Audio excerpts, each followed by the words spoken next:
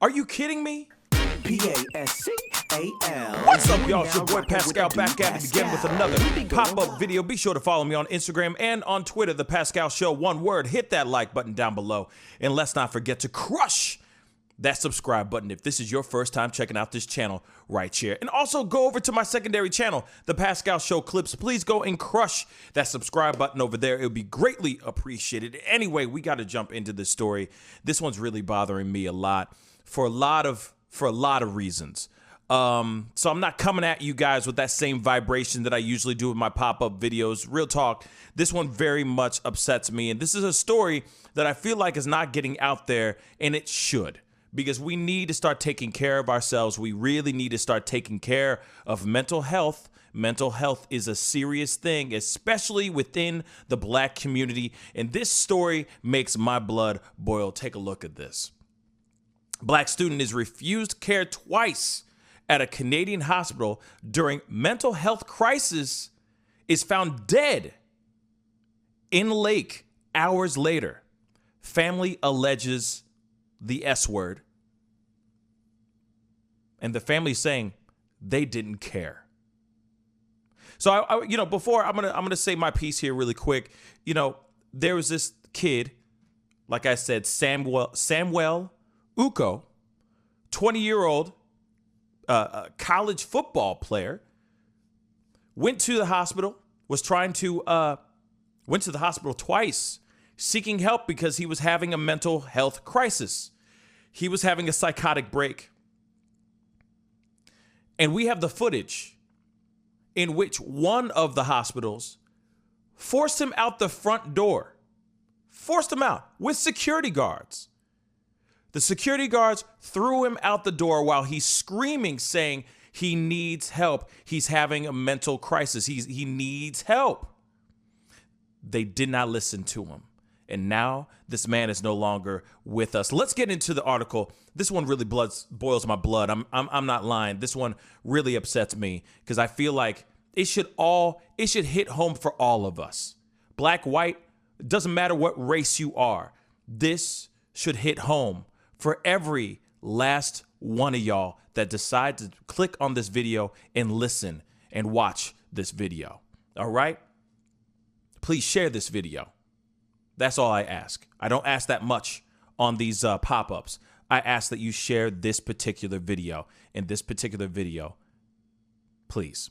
Anyway, a Black man is dead by possible after attempting to seek help from a local hospital more than once for mental health related issues and reportedly being refused. And his family points to racism as the reason behind the tragedy. Samwel Uko, a 20-year-old college football player, took his in May 2020 after multiple attempts to receive treatment for depression, anxiety, and sleeping issues, quote unquote, according to reports. Uko arrived to the Regina General Hospital twice on May 21st, twice in one day, clearly stating that he needed help and was mentally ill both times, which were captured on video, which we're going to see here in a second. After being turned away both times I said, not once, but twice, okay? His body was found in Wascana Lake. His death was ruled a suicide by drowning, and now his family is seeking legal justice. This is Samwel Uko. Look at this young man.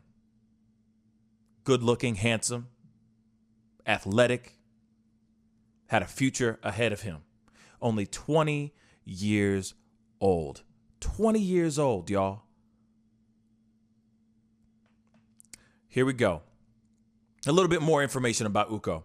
Uko, who played for Canadian junior football team, the Langley Rams, is seen during his first hospital visit in a Snapchat video he shared, repeatedly saying, "I need help," before a woman who appears to be a nurse asks him why he's taking a picture.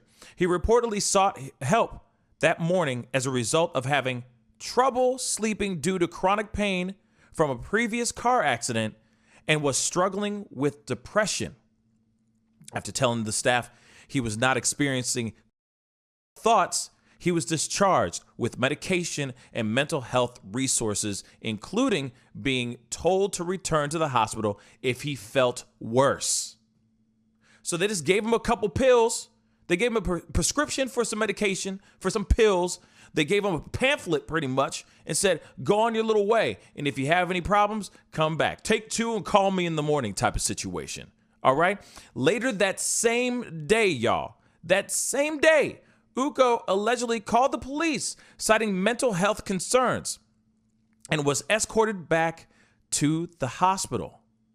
After allegedly refusing to give nurses his name, he could be seen on hospital security footage being forcibly removed by 4 security guards as he pleaded for help and to be left alone. The evening of the 21st, Uko's body was recovered from the lake from a parent's. The family of the college football player feels that Uko's pleas were left ignored because he was a black man. They have filed a suit against the Saskatchewan Health Authority over Uko's death. They didn't care because it's black people, Uko's mother said. Her name is Joyce. I know my son. He doesn't talk bad to people. He's very, very nice. All the time when I'm sleeping, I'm thinking of my son. If someone had a different skin tone and they were sitting there, they would have helped. It's not something we want to debate or talk about. It's just reality, Samuel's uncle said. The doctors didn't care. The nurses didn't care. Nobody cared because of who he is. Now, the Saskatchewan Health Authority has admitted that it failed Uko in many respects, but denies that racism played any role in this tragic incident. The SHA admits that it failed to meet the standard of care as it failed to provide the necessary follow-up care and assessment that was required, reads a statement from the health authority. So, this is what I find very, very interesting because, of course, we could talk about this more or read the rest of this, but we get the general idea. But the thing is this is the part that really irks my soul because, it's not only just the video footage that covers this situation. It's also what the family receives due to the death of their loved one. Take a look at this. So according to documents obtained by CBC, Uko's family received over $80,000 in payments from SHA under Saskatchewan's Fatal Accidents Act to cover areas such as funeral expenses and grief counseling. However, there are still lingering questions that they want to be answered. So the family received $80,000 for their young son's death. $80,000. I got to ask you guys a question. For those of y'all who are watching right now, question for you. How much do you think a life is? How much do you think your loved one's life is? Do you think it's $80,000? Just out of curiosity, asking for a friend. But we have to jump into this video because I want you guys to see this very revealing video. They're not lying. The article ain't lying up in this piece. There are 4 security officers that are literally pulling, dragging, shoving, forcing this young man out of this hospital. But listen to what this man is screaming as he's getting forcibly escorted out of the hospital. Let's take a look, shall we? No, leave me alone. I said I know because I have mental issues. No, Now, the thing is I can't play the rest of the audio, because there's some voiceover that's going on this piece. But in the security cam footage, you can see right there, he's getting escorted out. You got a nurse that's just standing there, just seeing him getting escorted out. You see what I'm saying? You have another man who is shirtless in that piece, okay? Shirtless. This young man is sitting there going, I need help. I need bloody help. And no one is doing it. They just escort him out. And then you see, just really quick, and here's the young man's face again. Look, happy as hell. Just happy. But as you can see right here, the nurse is just looking off, making sure that he's gone. You know what I'm saying? I'm sure she's trying to make sure that he's okay, but also like he's not harmed while he's getting escorted out, but at the same time, making sure that he gone. But here it is, y'all. This young man right here, this young man, good looking, like I said, happy, an athlete, has the rest of his future in front of him. And all he was asking for was a little help. All he was asking for was a little bit of attention and care. So a little bit of TLC. And what happens? He gets nothing. He gets thrown a prescription for some pills, probably a brochure or a pamphlet about a mental health facility or some mental health, etc. And then they basically say, hey, if you have any issues, you can always come back. And he did so because he was having some issues. He was having problems, y'all. And then next thing you know, he comes back, and what do? Instead of understanding that he's having a mental break, that he's having a mental health crisis, they turn him away. They shove him out the door, and they send him on his way. And what does he do? He does the unthinkable. Because these hospitals apparently don't give a damn about this young black man's life. Now, we could sit here and say, oh, it's about race. We could easily sit here and say this is about race. But I think this is more than just that. This is the hospitals not really knowing what to do when it comes to somebody having a mental health issue. This is them being lazy and not doing the responsible thing and doing the necessary things to make sure that this man is taken care of, that this man has the help that he rightfully deserves. This kid did not come in looking like, disheveled, looking crazy. He didn't come in with a gun. He didn't brandish a weapon. He didn't do anything of that sort.